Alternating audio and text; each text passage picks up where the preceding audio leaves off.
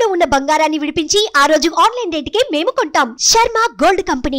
ఆంధ్రప్రదేశ్లో ఇప్పటి వరకు ఉన్న సమాచారం ప్రకారం దాదాపు 60 స్థానాల్లో టీడీపీ కూటమి ముందంజలో కనిపిస్తూ ఉంది. మరొక 7 నుంచి 10 స్థానాల్లో మాత్రమే వైసీపీ ముందంజలో కనిపిస్తున్నటువంటి పరిస్థితులు ఉన్నాయి. అలాగే 13 స్థానాల్లో అంటే ఎంపీ స్థానాల్లో 13 చోట్ల టీడీపీ ఆధిక్యంలో ఉంటే 2-3 చోట్ల మాత్రమే వైసీపీ ఆధిక్యంలో ఉన్నటువంటి పరిస్థితి కనిపిస్తూ ఉంది.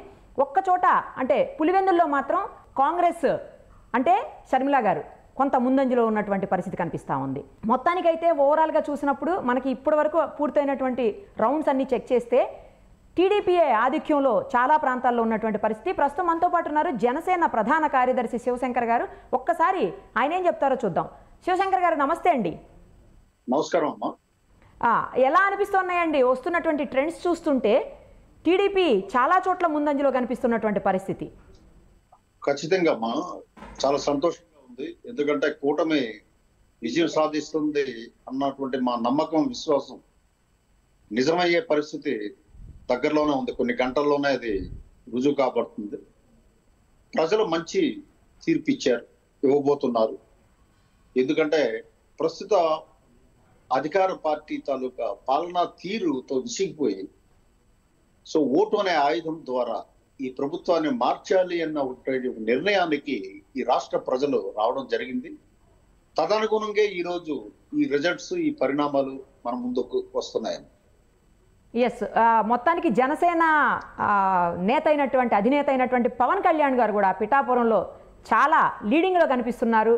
సో ఎలా ఫీల్ అవుతున్నారు? మొత్తం జనసైనికులందరూ కూడా ఎలా అనుకుంటున్నారు? ఏమనిపిస్తోంది మీ అందరికీ?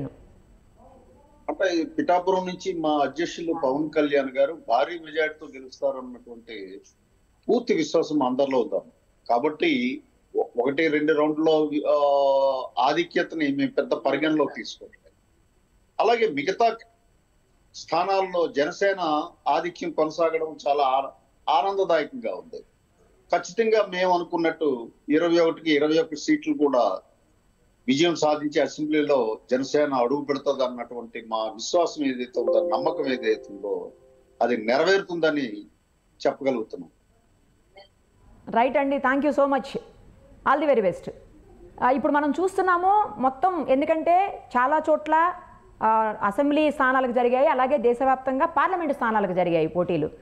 సో ఇక్కడ అంటే మన తెలంగాణ వరకు తీసుకున్నప్పుడు 8+8 ప్లేసెస్లోనేమో బీజేపీ ఆధిక్యంలో కొనసాగుతుంటే మరో 8 స్థానాల్లో కాంగ్రెస్ కొనసాగుతుంది.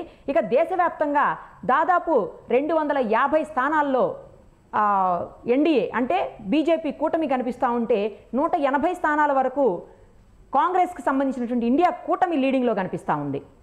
మొత్తం మీద చూస్తుంటే ఏదైతే మొదటి 6 రౌండ్లు కంటిన్యూస్గా ఏదైతే ఆధిక్యంలో వస్తూ ఉంటుందో వాటికే తర్వాత రౌండ్స్ అన్నీ కూడా ఆధిక్యం కనిపించేటువంటి పరిస్థితులు. చాలా కొన్ని చోట్ల మాత్రమే ఆ ఆధిక్యం తగ్గుతూ వేరే వాళ్ళకి మారే అవకాశం ఉంటుంది. సో ఇప్పుడు ఏపీలో మొత్తాన్ని ఇన్ని రోజులుగా ఎవరైతే ఎంత బీపీ పెంచేసుకొని మొత్తం హడావుడిగా ఏం జరుగుతుందని చెప్పేసి రోజు వెయిట్ చేశారు ఉత్కంఠగా, ఆ ఉత్కంఠకి తెర పడుతోందని చెప్పాలి ఒక రకంగా. మరొక 1-2 గంటల్లోనే పూర్తి స్థాయిలో ఎవరికి మెజారిటీ ఉంది, ఎవరు అధికారాన్ని చేపట్టబోతున్నారు అని ప్రజల తీర్పు రాబోతోంది. ఇప్పటి వరకు ఉన్న సమాచారం ప్రకారం అయితే 60 స్థానాలకు పైబడి టీడీపీ ఆధిక్యంలో కొనసాగుతూ ఉంది. కేవలం 10 స్థానాల లోపు మాత్రమే వైసీపీ ఆధిక్యత కొనసాగుతున్నటువంటి పరిస్థితి. అలాగే పార్లమెంటు స్థానాలకు కూడా దాదాపు 13 స్థానాల్లో టీడీపీ కూటమి ఆధిక్యంలో కనిపిస్తూ ఉంటే కేవలం 2-3 స్థానాల్లో మాత్రమే వైసీపీ ముందంజలో ఉందని చెప్పాలి. మరి కొద్దిసేపట్లోనే మరింత సమాచారం, ఎప్పటికప్పుడు లేటెస్ట్ సమాచారాన్ని సుమన్ టీవీ అందిస్తూ ఉంటుంది. చూస్తూనే ఉండండి సుమన్ టీవీ. సుమన్ టీవీలో మీ పర్సనల్ అండ్ బిజినెస్ ప్రమోషన్స్ కోసం కింది నెంబర్కి కాంటాక్ట్ చేయండి.